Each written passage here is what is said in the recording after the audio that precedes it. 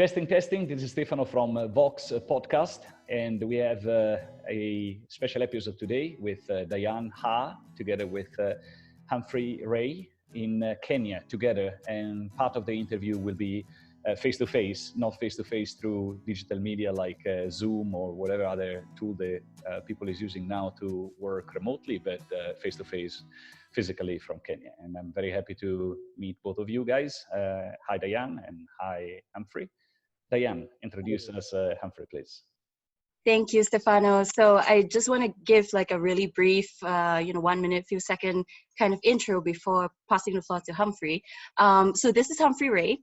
He's a friend and also the founder of QuickBus. So essentially, he's a mobility expert. And QuickBus, you can check it out at www.quickbus.com. The way I like to think about QuickBus is that it's an Expedia for bus bookings, essentially. Yeah. All right, now I'll pass the floor to Stefano to kick it off with our first question to Humphrey. Yeah, I'm always interested in finding out some answer on funding. Generally, that's the first thing that I'll ask, and I'd be happy to hand it over to you to tell us how much have you raised with your startup in terms of funding. So specifically for QuickBus, the total raised for this business is 1.5 million. And we did some experimenting in the start with the initial seed funding. But that's the amount. And in the recent round, the seed round we closed in December, we raised $1 million. That's great. Who is your investor, and what type of investor you have on board? Is it a strategic investor or VC? Both. They're strategic VCs, mostly out of the Middle East, and some out of Nigeria, some out of Europe. And our lead investor is Sharuk, and they and a VC they work very closely with called OTF. Which I believe has invested in Swivel. They took most of our round. Fantastic. So I guess you are currently not raising for a while, but you got your funding just before coronavirus. You are in a perfect position to tackle the market now. Yeah. Now Corona's come along, and we don't know when it's going to be gone. Really, it could come back again in 3 months. We're going to be pretty careful with the money that we've got, and in terms of fundraising, we'd want to start fundraising again towards the end of the year. So yeah, we've stopped fundraising, but I always kind of keep an eye out really for people who could be interested. Interesting. You are in a very good position, I would say, compared to those that are still fundraising now, because they will have probably some difficulty at this point. Yeah, definitely. We're very fortunate there. Yeah. I wanted to ask you a question. How did you pitch your startup to investors so successfully, and what is the usual elevator pitch that you have and the more sophisticated pitch for investors? What I found doesn't work is screen sharing and going through a deck with people on the call. So I think one or two investors have asked me to do that, but I've always tried basically saying no, because it's a really influid way of describing a company. So you flew into Dubai. I did go to Dubai. If I'm actually talking to someone, what I have in my head is two acronyms, which is ITT and WWW. ITT is idea, team, and traction, and just in about 2 minutes, try and get through those, because people get bored after 2 minutes, even if they're supposed to be interested in what you're going to say. And then WWW is why this, why now, and why us, and just try and knock those on the head. Ideally, all of that in under 2 or 3 minutes, and then let them start asking questions. That's great. And if you can start with a story and a joke before any of that, that's also good, because again, they've heard it all before. People switch off, even if they work for a VC and they listen to pitches all day. Make it interesting, make it human. And I've got a story about my ex-girlfriend in Mozambique, which has got a little joke in it, and that works well. You usually get to laugh. It's like kind of writing a comedy sketch, same thing. So I do that, then do ITC, then do WWW, and then that's pretty good. That gets the message across pretty clearly and answers most of the questions. Yeah. That's great. And basically, it's a comparison tool for bus tickets, right? How would you describe it? Yeah. Yeah, it's I mean, I can do the ITT now if you want. Yes, let's do Yeah, that. Wait. Sorry. Can we start with your Mozambique ex-girlfriend funny story first? yeah, sure. Okay, so I worked in Mozambique and Angola and South Sudan for about 4 years, mostly in Mozambique. And my ex-girlfriend from Mozambique came there to visit me, and we were going to get a bus from Maputo to Tofu, and that was my idea to get a bus. And basically the bus was really crap. It was really low quality. We got on it, and the seats were falling apart. The windows wouldn't open. There was no air conditioning, and it took about 10 hours instead of 6. Wow. So she had a sense of humor failure. I didn't manage expectations very well, and yeah, so we're not together anymore. But and I don't think that's the reason why. But that was what kind of really introduced me to buses in Africa. I drove a motorbike from like Egypt to South Africa like 10 years ago now, but I didn't really take many buses. So that was my first experience with long distance buses in Africa.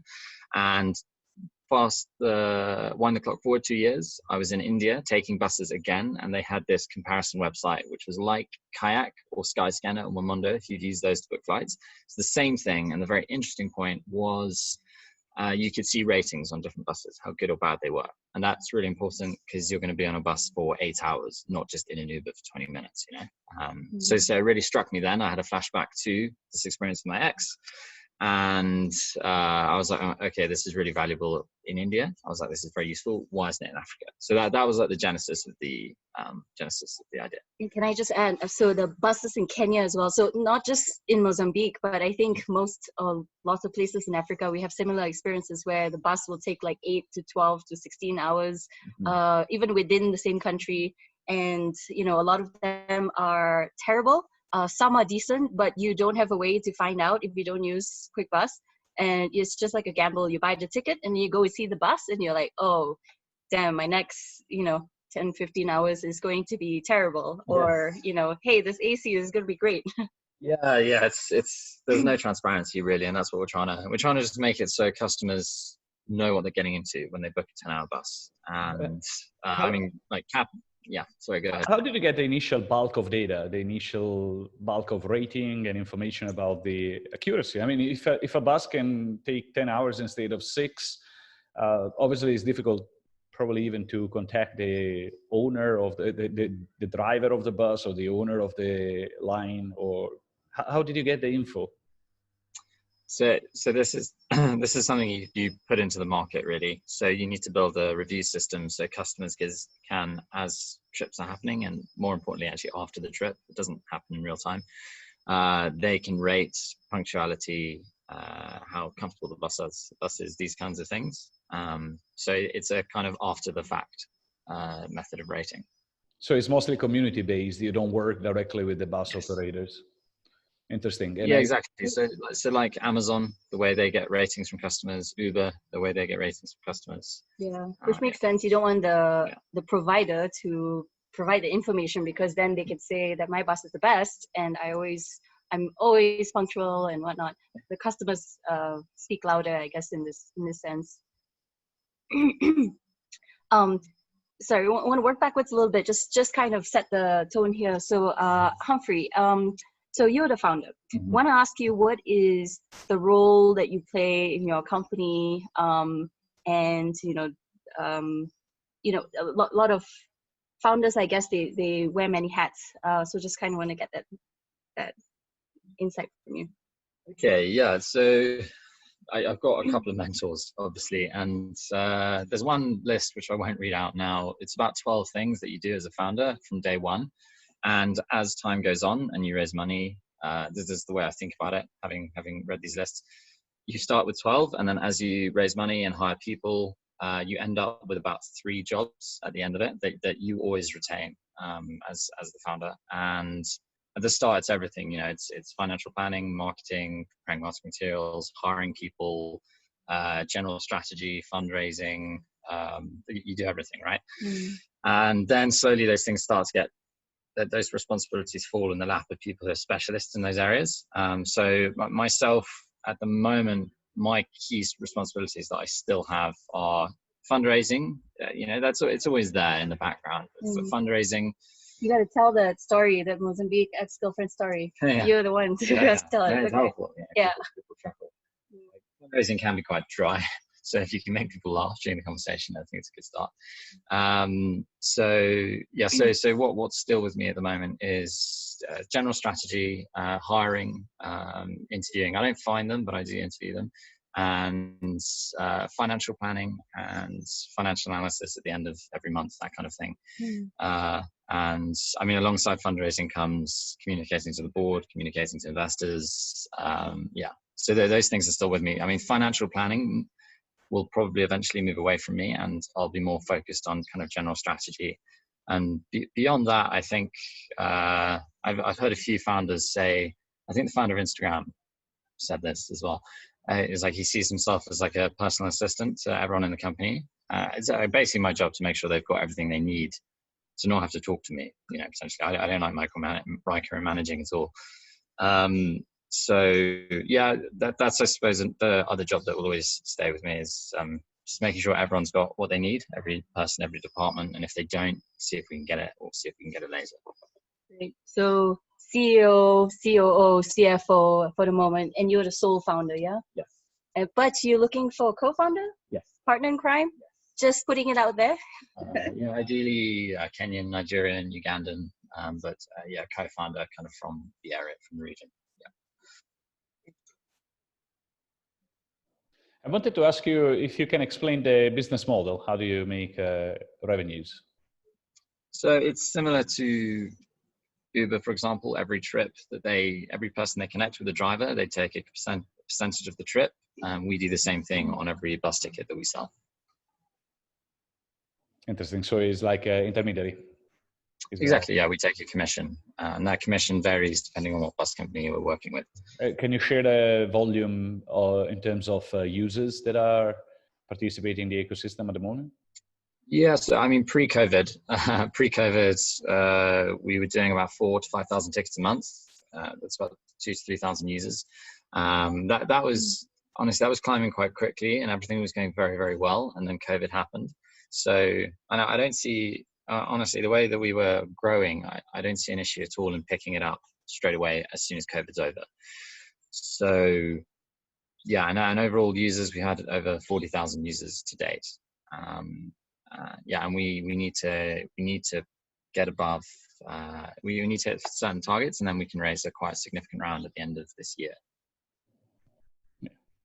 About customers, sorry, I wanted to ask. So I can imagine your typical customer would be someone who wants to travel, maybe don't want to spend a lot of money, don't want to buy a flight. But how, so you'll have the B2C side, but you also have some clients or some businesses that you are serving? So the B2B side of it, finding companies that people who travel a lot, from one city to another, that's interesting. Honestly, I think the main mode of growth is going to be through partnerships with, for example, filling station networks. You can sell tickets through those filling stations.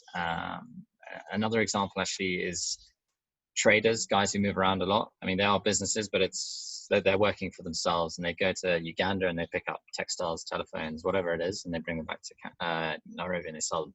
So that those kind of power users, very, very frequent, sometimes more than once a week. I think that's going to be probably the primary method of growth.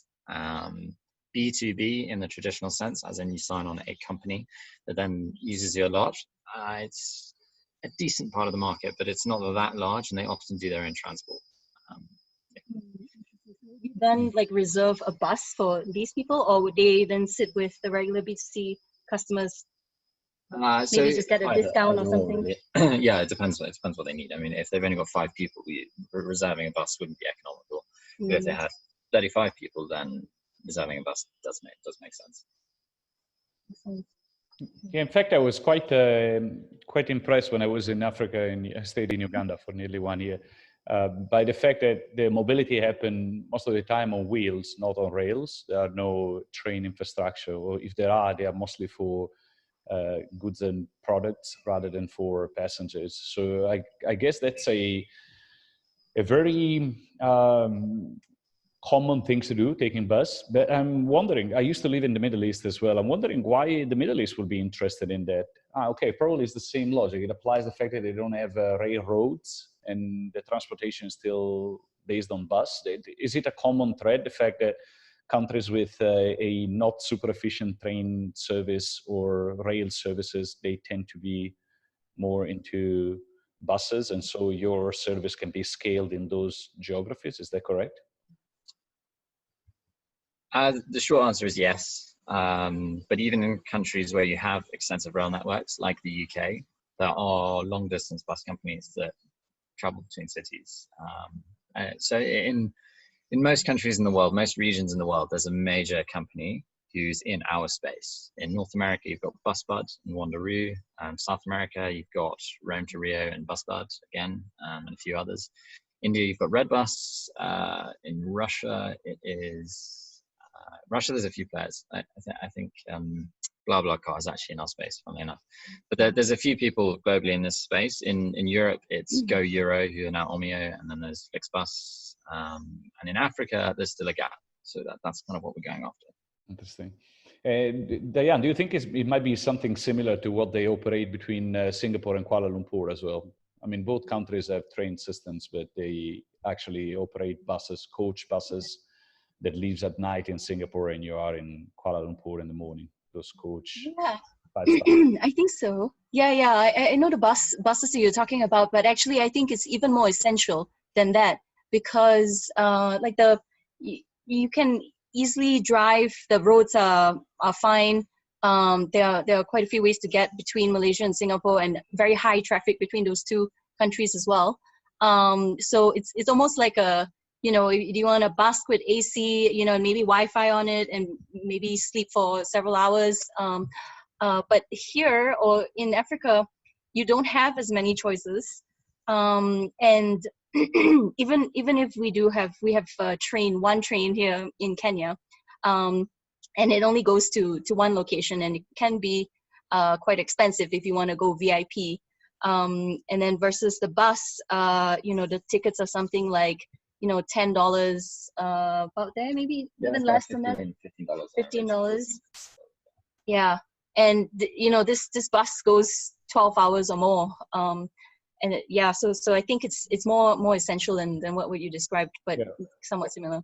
Also because I think the coaches that they link Singapore to Kuala Lumpur, they tend to be very standardized. They all have a Wi-Fi, they all have a massage chair, they all have extra space. They are pretty much all the same, right? I don't know if you have any different category. And so you're saying that basically in that region you will have cases where there is a large discrepancy between the offer of buses, right?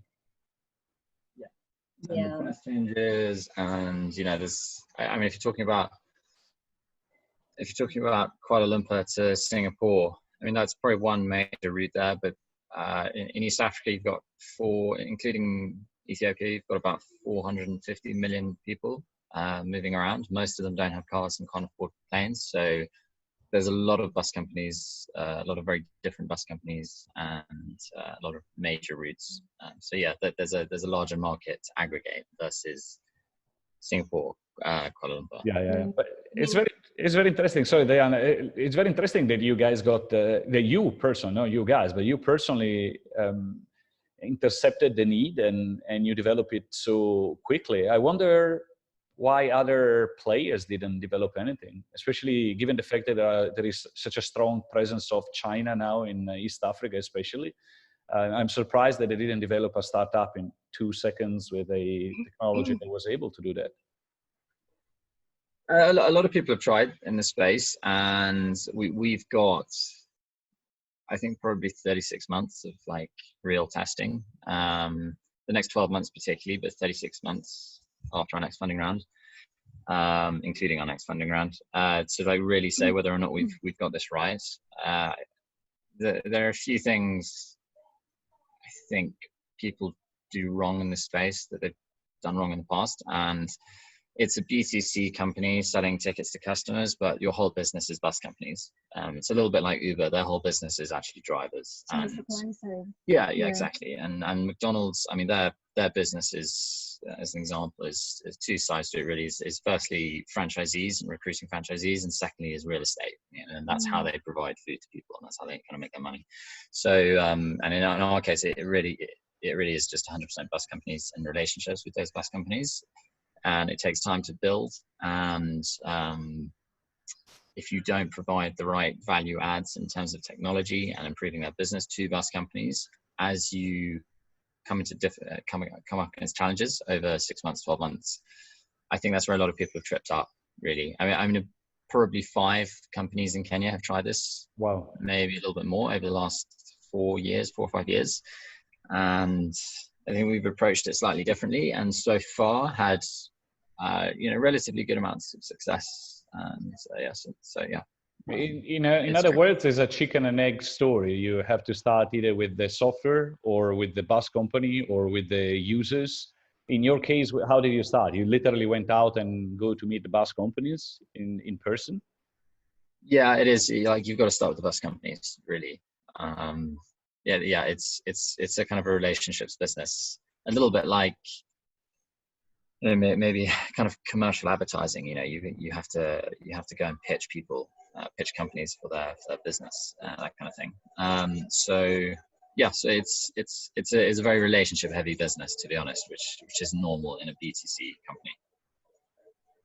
Sorry, we have a little bit of background noise, but if you can bear with us, I wanted to ask you a follow up on the supply side.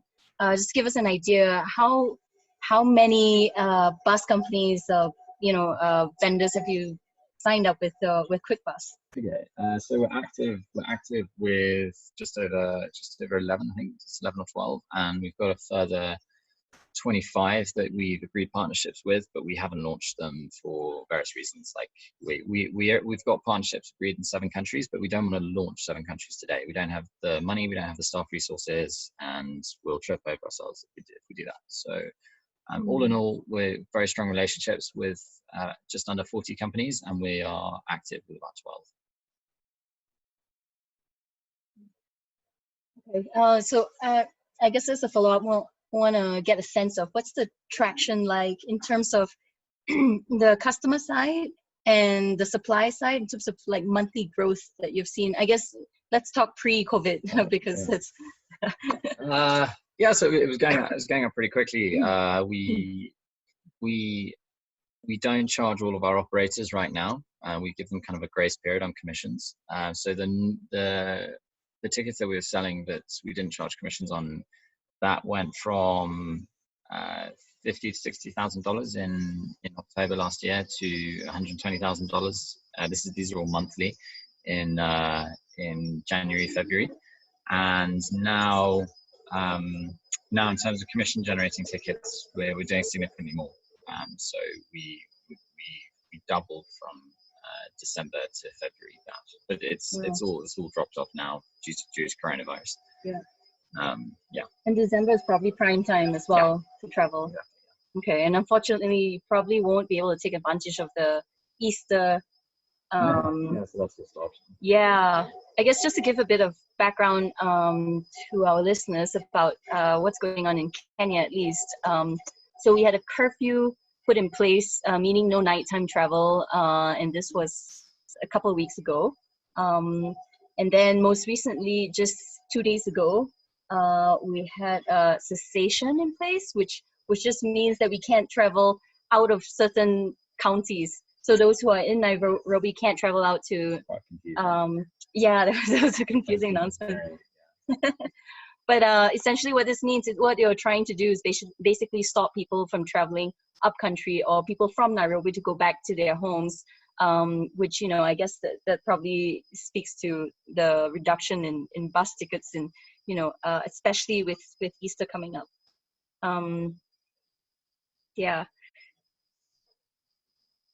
Clear. So, Diane, I would like to really, I think I would really like to hear the pitch, the WWW pitch.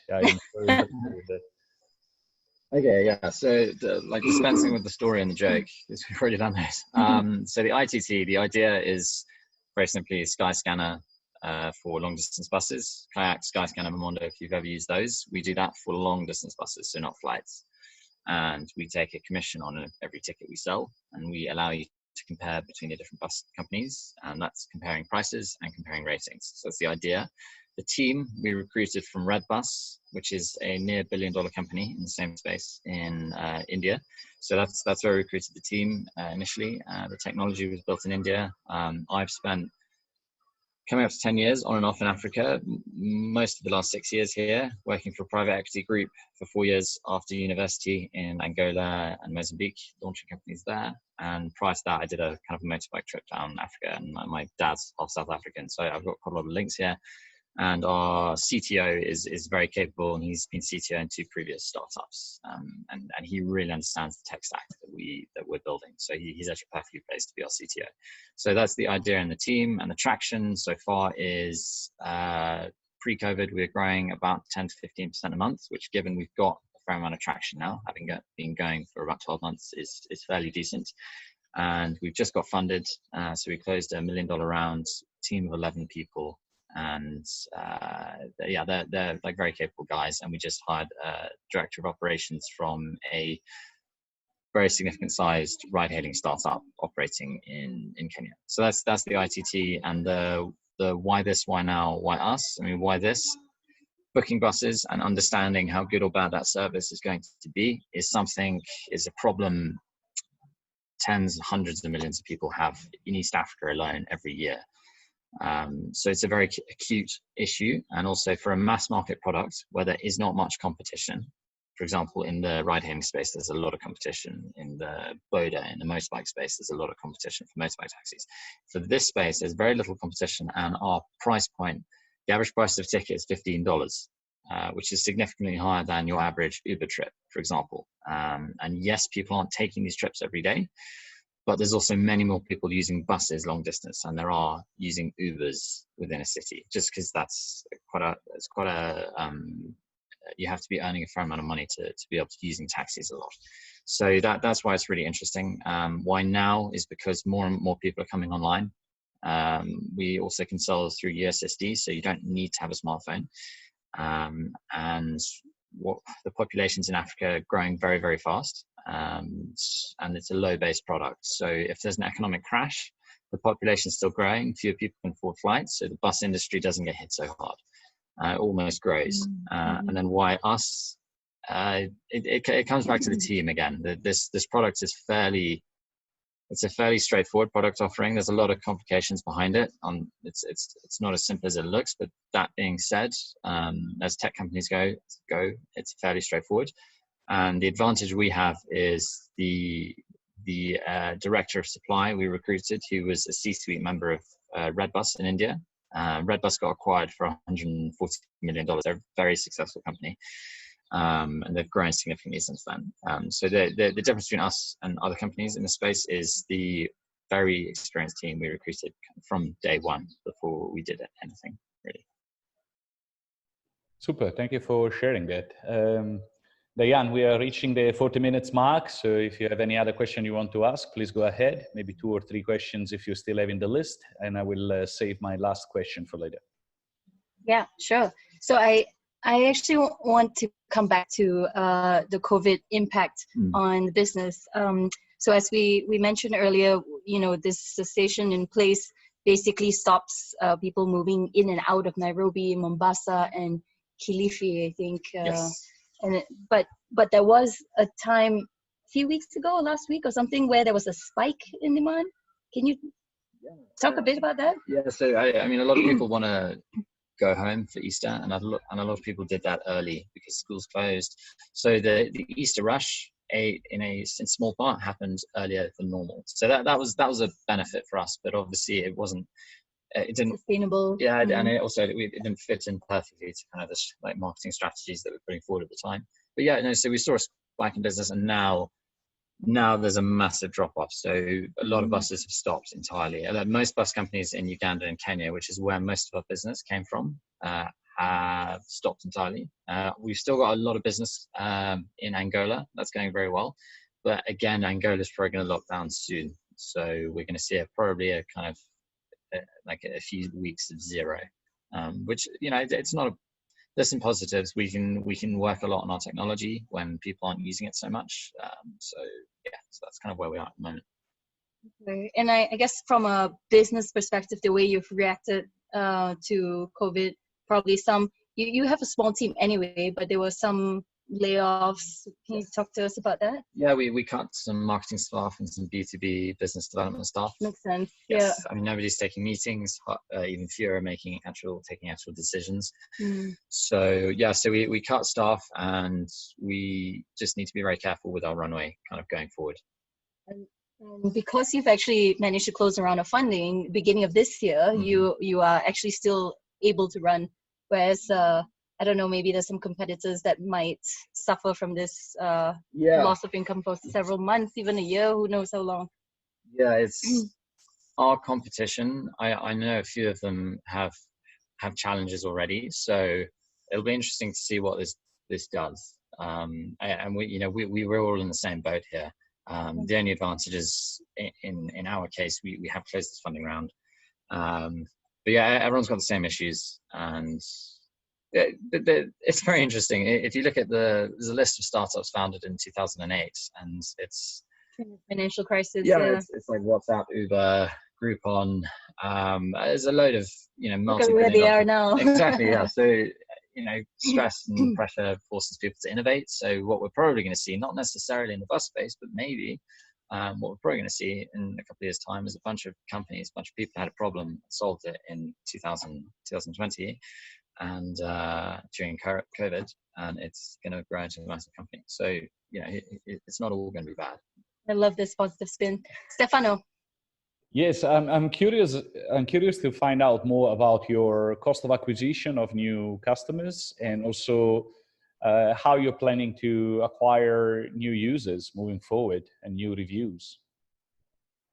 How do you spread the word about the website? What are your marketing campaigns and initiatives, including the one that you have terminated recently, for instance? Yeah, I mean, that's like the special sauce. There's only so much I can say about like the successes we've had there. I mean, the straightforward ones, which do work, are buying Facebook marketing, buying Facebook ads, because you can disseminate information to a lot of people. They don't necessarily buy when they see your ad, but they get used to your brand, and when you, for example, send them an SMS, then they maybe purchase. So customer acquisition costs for us, we budget at between $3 and $7. Wow. And at the moment, we're achieving that. Actually, we're doing quite well in that sense. Do you factor in also cost of localization and cost of retention, or do you stick to cost of acquisition? Are you doing things in Swahili or in English only, or both languages? Mainly English, to be honest. Yeah, mostly English. And for Angola, are you doing in Portuguese as well, or English as well? It is Portuguese and English, but mostly Portuguese. Interesting. All right. Thank you. Thank you for. I don't have any other question. Diane, do you have any question for Humphrey? I guess one sort of like blanket one. What is the future of QuickBus? Well, you know, like our aim is very simple: is to be the predominance, to be the primary ticket booking service for buses, long distance buses. These aren't commuter buses. In 5 to 6 key markets in Africa, and that's South Africa, Zimbabwe, Kenya, Uganda, Nigeria, and Ghana. So at the moment, we've got some very interesting partnerships coming through in South Africa that will launch probably, I mean, let's assume Corona ended today. In the next kind of 4 to 6 weeks, we'd be live there. We've already done the integrations with a lot of significant size companies there. So yeah, the next 12 months is really prove the model, like really get cash flow positive, and then obviously reverse that because we're going to invest in growth. And then after that, grow very quickly after significant fundraise in East and Southern Africa and Ghana, Nigeria, and West Africa. Any sort of partnership or future, I mean, potential for working with Redbus? With Redbus? Yeah. I think it's more likely that they would end up being like an acquirer. There are partnerships you can have where we're having this, we're talking to some certain companies about this already, like reselling tickets for them and kind of commercial affiliate programs, rather than just like, you know, people.